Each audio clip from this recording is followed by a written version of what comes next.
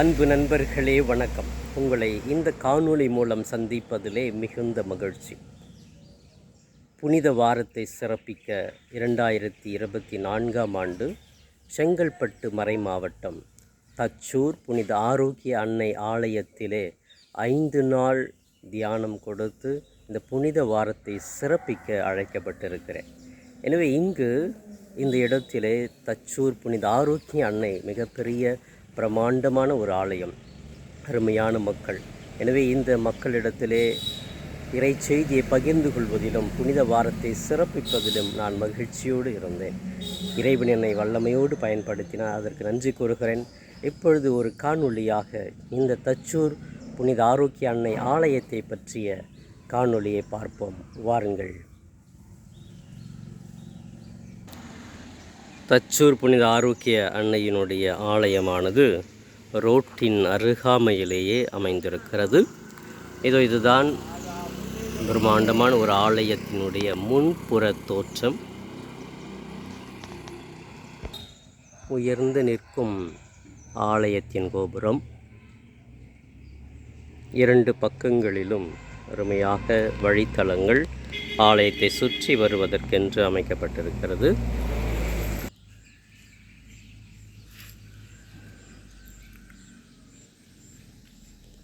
ஆலயத்தினுடைய வலப்பக்கத்திலே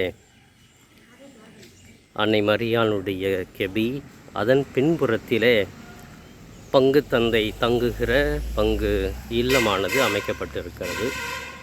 இதோ உன் தாய் என்ற பெயரிலே ஆரோக்கிய அன்னையினுடைய சுரூபம். மக்கள் இங்கு வந்து முழந்தால் படியிட்டு ஜெபிக்க போதுமான இட வசதிகள் இங்கு அதிகமாக காணப்படுகிறது.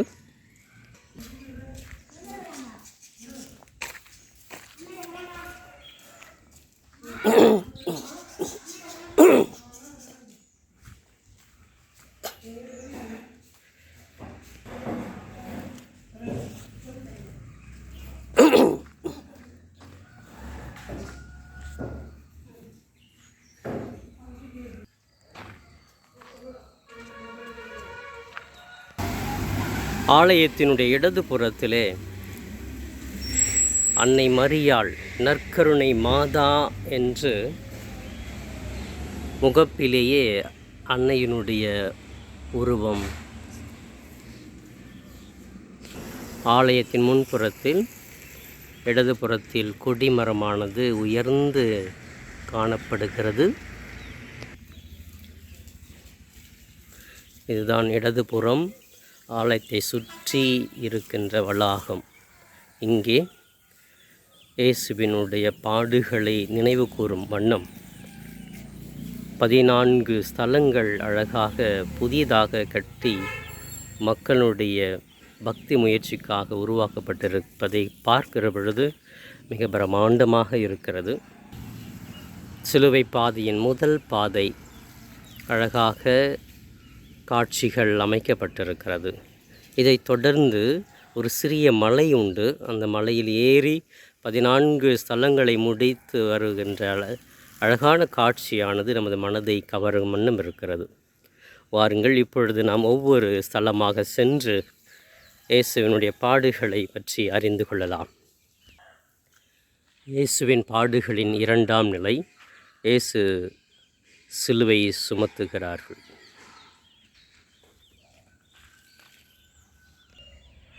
இதோ இந்த ஆலயத்தினுடைய ஒரு பக்க காட்சி மிகவும் பிரம்மாண்டமாக தோற்றமளிக்கிறது.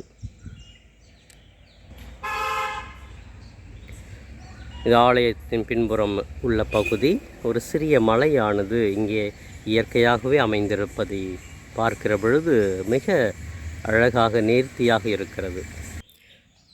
இயேசு பாடுகளின் 3ஆம் நிலை. இயேசு முதல் முறை கீழே விழுகிற காட்சி. இயேசுவின் பாடுகளின் 4ஆம் நிலை. இயேசு தன் தாயை சந்திக்கிறார்.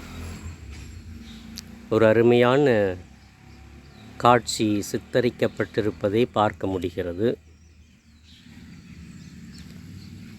இந்த ஆலயத்தின் அருகாமையிலேயே கல்லறை தோட்டமும் அமைந்திருக்கிறது.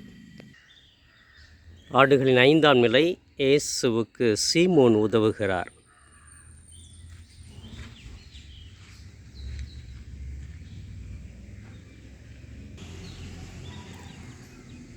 இயேசுவின் பாடுகளின் 6ஆம் நிலை, வெரோனிக்கா இயேசுவின் முகத்தை துடைக்கிற அழகான காட்சி. இது இங்கிருந்து மலையில் ஏறக்கூடிய ஒரு இடம் அமைந்திருக்கிறது. இதில் ஏறி இறங்கக்கூடிய அழகான ஒரு இடங்கள் நம் மனதை கவருகிறது. இயேசுவினுடைய 7ஆம் நிலை, 2ஆம் முறையாக இயேசு மண்ணிலே விழுகிறார். அழகான காட்சி.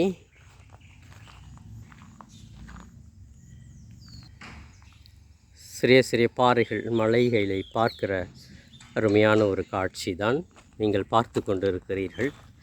இப்படியாக மலையில் ஏற வேண்டும்.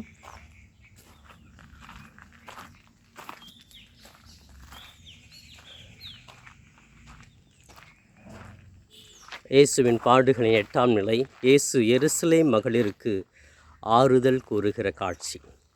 மிகவும் நேர்த்தியாக மலைக்கு பின்னால், பாறைகளுக்கு பின்னால் அமைந்திருக்கிறது.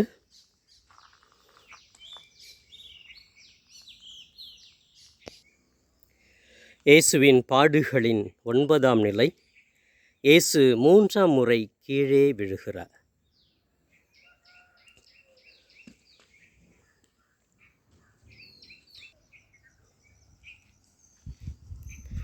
இப்படியாக மலை மீது ஏறி செல்ல வேண்டும். அடுத்ததாக நமக்கு இயேசுவின் பாடுகளின் 10ஆம் நிலை, இயேசுவின் ஆடைகள் களையப்படுகிறது. எவ்வளவு நேர்த்தியாக இருக்கும் சுரூபங்களை பாருங்கள். எப்படியாக இயேசுவின் பாடுகளின் 11ஆம் நிலை, இயேசு சிலுவையில் அறையப்படுகிற அழகான காட்சி அமைக்கப்பட்டிருக்கிறது.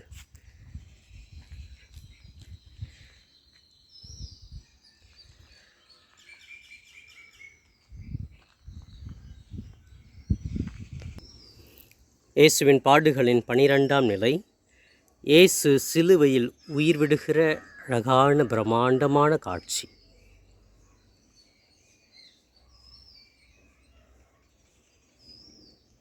இயேசுவின் பாடுகளின் 13ஆம் நிலை, தாயின் மடியில் இயேசு கிடத்தப்படுகிற காட்சி. இயேசுவின் பாடுகளின் 14ஆம் நிலை, இயேசு கல்லறையில் அடக்கம் செய்யப்படுகிற காட்சி. இதோ இந்த காட்சியை இயற்கை சூழ்நிலையோடு பார்க்கிற பொழுது நம் மனதை வருடுகிறது. இறுதியாக இயேசு கிறிஸ்து உயிர்த்த நினைவை இங்கு சித்தரித்து வைத்திருக்கிறார்கள். அருமையான ஒரு காட்சி. இயேசு உயிர்த்தார், அல்லேலூயா. சாவே உன் வெற்றி எங்கே? சாவே உன் கொடுக்கு எங்கே? நண்பர்களே, இந்த தச்சூர் புனித ஆரோக்கிய அன்னை ஆலயத்தை சுற்றி இருக்கிற சிலுவை பாதை நிலைகளை பார்த்தோம். அந்த 14 நிலைகள் மலை உச்சியிலேயே நிறுத்தப்படுகிறது. அந்த மலை உச்சியிலே லூர்து அன்னையினுடைய கெபியானது அமைந்திருக்கிறது. அந்த கெபியில் மாதந்தோறும் திருப்பலி நடத்துகிறார்கள். எனவே அந்த மலை உச்சியிலிருந்து காட்சியை பார்ப்போமே. பாருங்கள், எவ்வளவு உயரத்தில் லூர்து அன்னையினுடைய கெபி பலிபீடம் அமைக்கப்பட்டிருக்கிறது. அமல உற்பவியினுடைய சுரூபமானது இங்கே பிரம்மாண்டமாக அமைந்திருக்கிறது.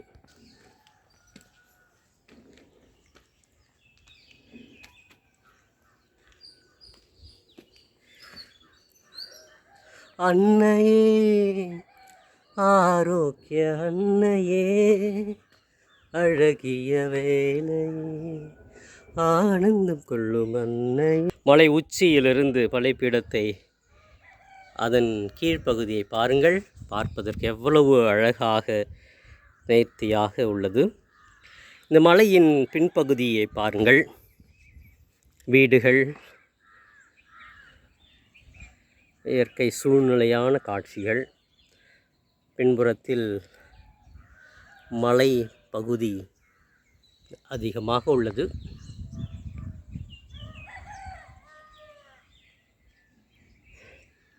இதுதான் இந்த தச்சூர் கிறிஸ்தவர்களுடைய வீடுகள் மலை அடிவாரத்திலே அமைக்கப்பட்டிருப்பதை காண முடிகிறது. சிலுவை பாதைகளோடு மலை அடிவாரத்திலிருந்து மலை உச்சிக்கு வந்து இந்த அன்னையை பார்த்திருக்கிறேன். ஸோ இந்த அன்னையினுடைய கெபி இங்கே உள்ளது. இதை சுற்றி இயற்கை சூழ்நிலை பாருங்கள். மலை உச்சியிலிருந்து கீழ்ப்பகுதி. இப்பொழுது இந்த மலை உச்சியிலிருந்து கீழே இறங்கி செல்வோம். பாருங்கள், ஒரு நல்ல சிலுவை பாதை செய்த உணர்வு. மேலேறி வரும்பொழுதே அந்த கடினமான உழைப்பின் பலன் நமக்கு கிடைக்கிறது. இந்த மலையிலிருந்து இறங்கும் பொழுதே சில புதிய மாதாக்களினுடைய சுரூபங்கள் வைக்கப்பட்டிருக்கிறது. இங்கே இயேசுவை எதிர்நோக்கிய அன்னை என்ற ஒரு இயேசு கற்பமாக இருந்த அந்த சுரூபத்தை வைத்திருக்கிறார்கள். அடுத்ததாக துன்ப முடிச்சிகளை அவிழ்க்கும் அன்னை என்று சொல்லி இதோ இந்த அன்னையினுடைய சுரூபம். துன்பங்களை அவிழ்க்கிற ஒரு அன்னை, அருமையான ஒரு சுரூபம். அடுத்ததாக புனித அமைதியின் அரசி சுரூபம். இது அழகான காட்சி அளிக்கிறது. பாருங்கள், ஒரு பிரம்மாண்டமான படிகளோடு மலை உச்சியிலிருந்து இறங்கி வந்திருக்கிறோம். இதுதான் கீழ்ப்பகுதி. சிலுவை பாதை நிகழ்வுகளெல்லாம் பார்த்துவிட்டு நாம் இதோ இறுதியிலே இந்த பீடத்தை நோக்கி வந்துவிட்டோம். இங்கு தான் இருந்து இறுதியிலே ஜெபத்தை முடிக்கிற இடமாக தலமாக இருக்கிறது. இங்கு வலது புறத்திலே இயேசுவின் திரு இருதய ஆண்டவருடைய சுரூபம் அழகான காட்சி அளிக்கிறது.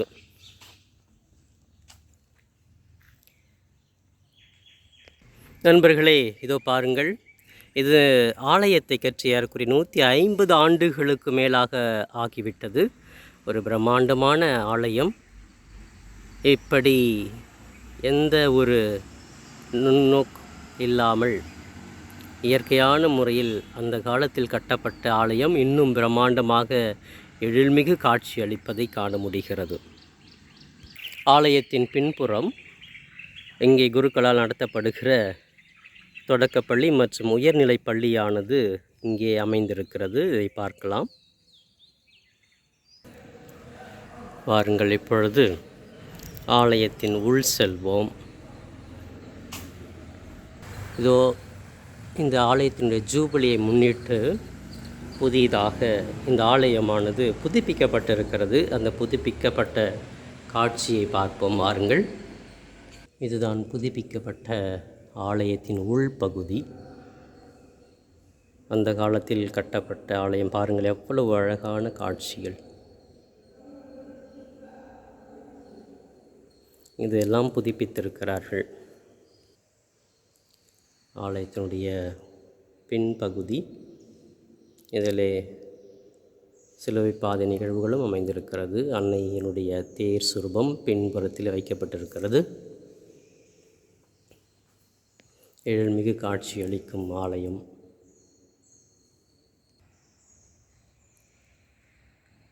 அழகான வண்ண கலர் பதிக்கப்பட்டிருப்பது. இதெல்லாம் புதுப்பிக்கப்பட்டது. பிரம்மாண்டமான ஆலயம், பழமை வாய்ந்த ஒரு ஆலயம் புதுப்பிக்கப்பட்டிருப்பது.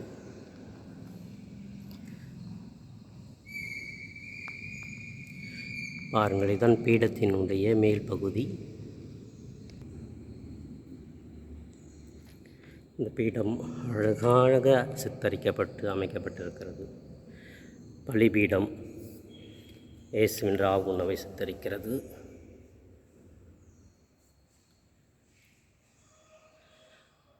தாரணி போற்றும் தச்சூர் ஆரோக்கிய அன்னையினுடைய சுரூபம் நற்கருணை பேழைக்கு மேல்புறத்திலும்.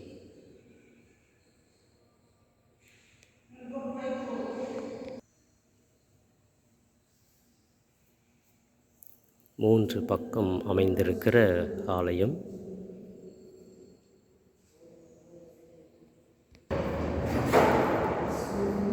பாத்திமா அன்னையினுடைய சுரூபம்,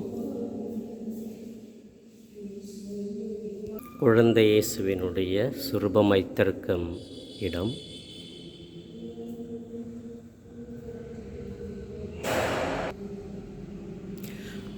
பதுவை புனித அந்தோனியாருடைய சுரூபம்,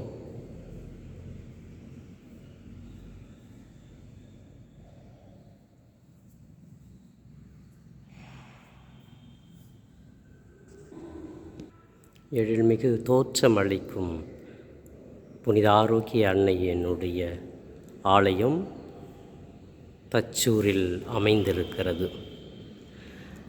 வாருங்கள், இப்படிப்பட்ட அழகான இந்த ஆலயத்தை தரிசித்து இந்த அன்னையினுடைய ஆசிரை பெற்றுக்கொள்ளுவோம்.